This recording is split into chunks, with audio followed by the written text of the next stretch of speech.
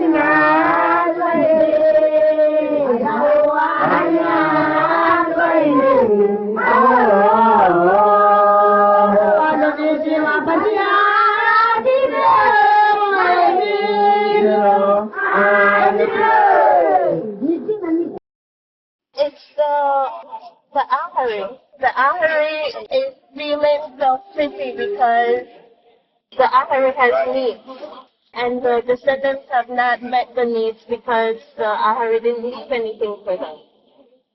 I think the key is the last two lines. I must have patience. I must wait until they decide to give it to me because it is something that I deserve. I think the key is what do you understand by I have sown my hammock? My interpretation is that it's a metaphor similar to I made my own bed.